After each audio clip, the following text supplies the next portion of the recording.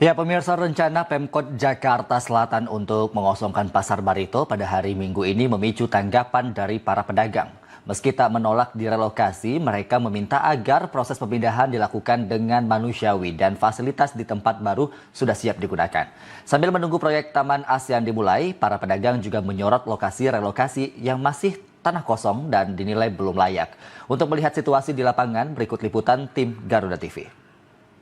Ya pemirsa Garuda TV, kondisi Pasar Barito di tanggal 3 Agustus 2025 yang sebelumnya telah ditetapkan bahwa hari ini atau 3 Agustus ini para pedagang harus sudah mengosongkan toko-tokonya. Namun memang kondisinya berbeda dengan harapan warga, yang mana warga yang sebelumnya bersedia atau para pedagang yang sebelumnya bersedia untuk pindah, namun kondisi fasilitas di tempat baru yang sudah ditunjuk memang belum tersedia. Dan saya pun akan coba sambil mewawancarai Ibu Yuli yang merupakan salah satu pedagang di Pasar Barito ini. Halo, selamat sore Ibu Yuli. Ya, selamat sore Bang. Ya, Ibu, boleh dong Bu disampaikan dari sisi kesiapan atau dari sisi kondisi yang harusnya hari ini kan sudah pindah ya Bu ya, atau mungkin sudah dikosongkan toko-tokonya.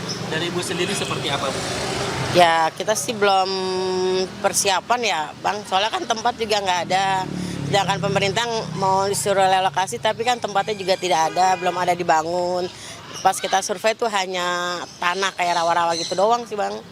Nah, karena di sini juga pemirsa ada dari kuasa hukum dari para pedagang di Pasar Barito, saya pun ingin menanyakan kepada kuasa hukum terkait pendapat yang tadi pagi juga disampaikan oleh Gubernur DKI Jakarta Pramono Anung, yang mana tadi turut menyampaikan bahwa Pramono Anung sendiri yang sebelumnya diharapkan terjun langsung oleh para pedagang tadi telah menyampaikan bahwa mengikuti ketentuan yang sudah berlaku per hari ini, Pasar Barito harus sudah dikosongkan karena memang SK-nya sudah ada informasinya, dan juga warga pun atau para pedagang pun sudah sukarela menandatangani berkas untuk bersedia direlokasi. Nah, pendapatnya sendiri dari kuasa hukumnya gimana, Pak? Ya, begini Bang ya.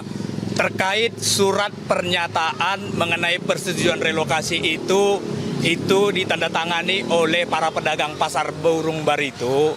Itu dikarenakan memang ada tekanan-tekanan dari pihak pemerintah Provinsi DKI. Apabila tidak ditandatangani, maka para pedagang tidak mendapatkan tempat relokasi. Nah, sehingga terpaksalah para pedagang Pasar Burung Barito ini untuk menandatangani itu.